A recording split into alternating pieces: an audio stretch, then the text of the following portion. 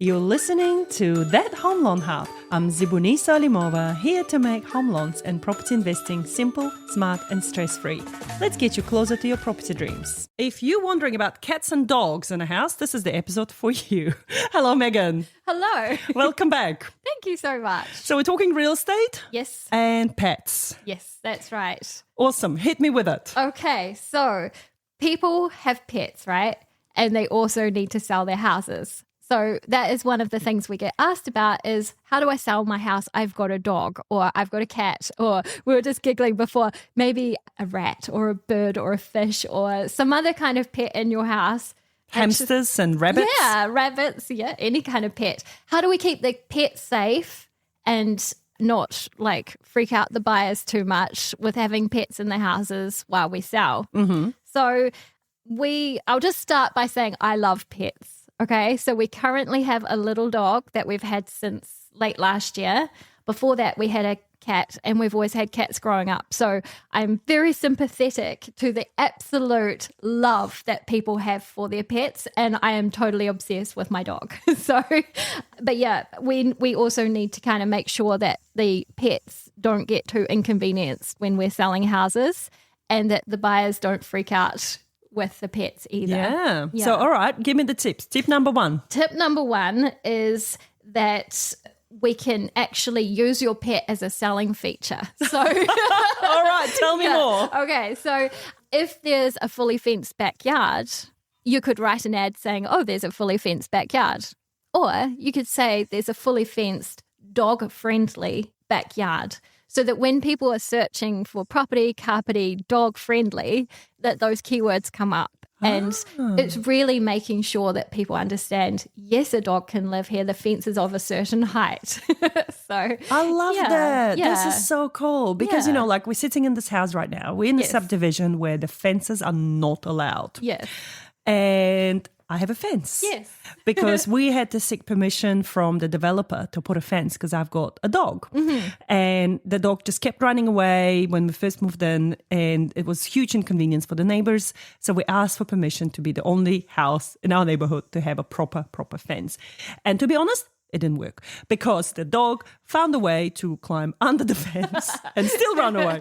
But at least now she knows where we live and she comes back home. Yes. But for the bigger dog, it would be a perfect house because the fence is tall enough and strong enough that the dog cannot just escape. That's wow, right. This is really cool. Yeah. Well, we have houses that we've sold that have partial fencing, and buyers have come through and said, we've got a dog, we'd need to fence it. So they see that as an obstacle about why they shouldn't buy the house or why they might have to spend more money on the house. It's a cost, right? Yeah, and it I is mean, a cost. If Yeah. they, especially like first-time buyers, if they're buying a house, they only have, let's say, 10% deposit. Yes. They're already stretching themselves to the maximum. Yeah. And to think about that, they need another $5,000 to $10,000 for a fence. Yeah. They just can't afford that. That's right. Yeah. Okay. The other thing we can do is for the cat people, because we've talked about dogs. Let's talk about cats, right? Cats don't need fences, but we worry about cats on busy roads. Yeah. So I had a buyer, I think she's bought now, but every open home, she turned up at my houses and she was like, oh, well,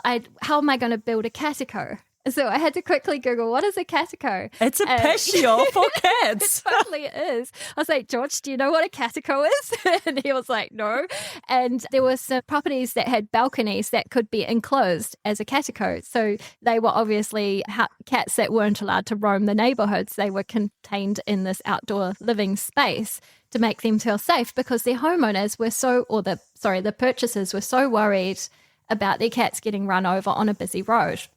So if we were selling a house that would be suitable for a cat, we might say large mature trees in the garden, down a long driveway away from the road. So that works for pets as well as children, actually. Yes, because you don't want them to run out onto the busy road and have something happen. Yeah. That's cool. Yeah, because I did have a few clients as well that were looking to buy, and then they would message me back going, no, that road is way too busy. Yeah. I have 3 cats. I've already lost one. I don't want to lose another one. Yeah. Wow. So there's some ways that we can kind of make a property really appeal to somebody who loves pets. I haven't worked out how to do a bird yet, but I guess the catico concept would work for a bird as well. Yes. Yeah.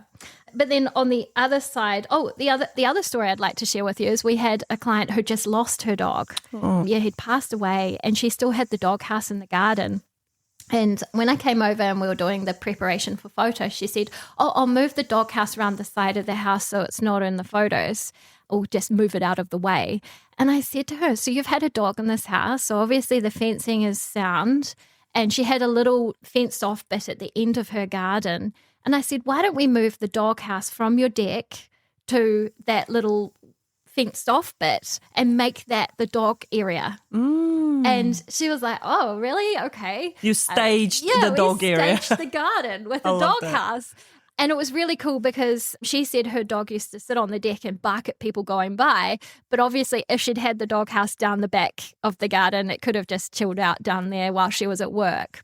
What was really cool about that house is we sold it to 2 first home buyers who had a dog.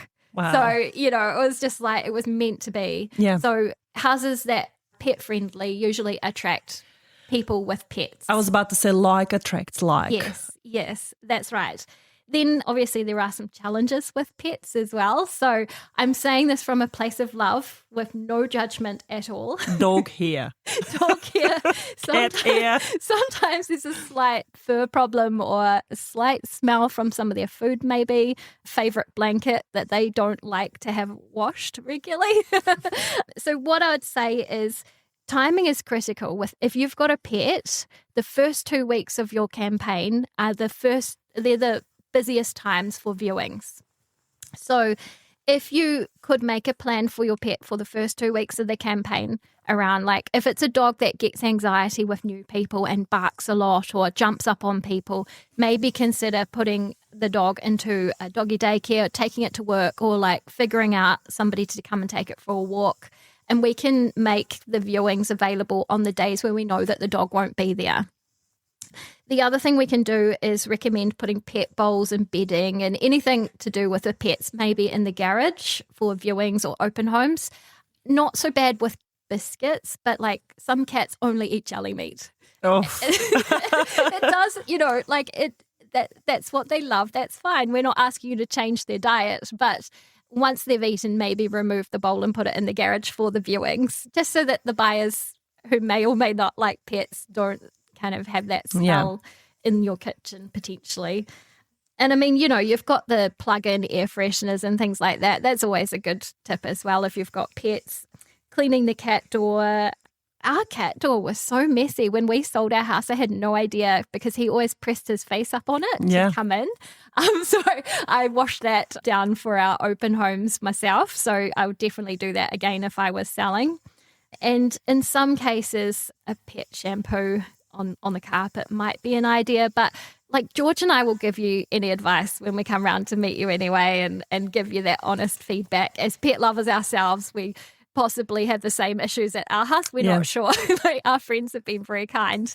But yeah, that's part of our job, is to sort of say, oh, well, maybe we could do this or maybe we could do that. We've had a few elderly cats recently on some of the properties we've been selling. And we've just warned people, hey, there's an elderly cat lying on the bed in that bedroom. When you go in, can you please be a little bit quiet? He gets a bit spooked. So, being proactive around pet management and reducing stress on the pets is something that we're very conscious of. I love that. When we were selling a house, I had this cat of mine for about 19 years and we've moved so many times. We've sold so many houses. And the common feedback I'll get from the real estate agents is everyone's asking, is the cat coming with the house? Because he would just go out there, he will greet every single person that would come in and he'll just follow you around, show you around the house. He was pretty much of a real estate agent, I think, in his previous life. And he would just be such a chilled cat and people just absolutely loved him. Aww. He was really, really cool. But no, he never was sold with any of the houses. Hands off my cat. But the trouble I had with him is that I had to install a cat door in every single house we moved into because we never had cat doors in those houses. So he cost me a fortune over the years by installing those cat doors. But the cat fur was one of the biggest one I had to deal with because he was a grey cat. Oh, yeah. And especially in summer when they would be shedding a lot of fur. So I had to make sure that I was constantly vacuuming before the open homes to make sure there is no fur just randomly Yeah. on the couch, especially when he was molting. I remember there was a time when you just sit on the couch and suddenly there's like a giant fur Would fly into the air. patch, all over Yeah. you. So, so I totally get it. I'm a big animal lover as well. Like you, Yeah. I grew up with pets. Yeah. So they are our companions. Yes, they and are. we just need to know how to sell the house in Sell the the best house, way. but also not inconvenience the pet. Yeah. And also help Not to put anyone off. who comes through with allergies or a fear of dogs or anything like that we need to make them comfortable as well. So it's just about keeping everybody, including the pet, safe and comfortable. It's a balance, right? Yeah. And also now that the tenancy law has passed around the pets and Yes. that lots of tenants can, they could have pets before, but now it's even easier, I guess, Yeah. to have a pet with the pet bond.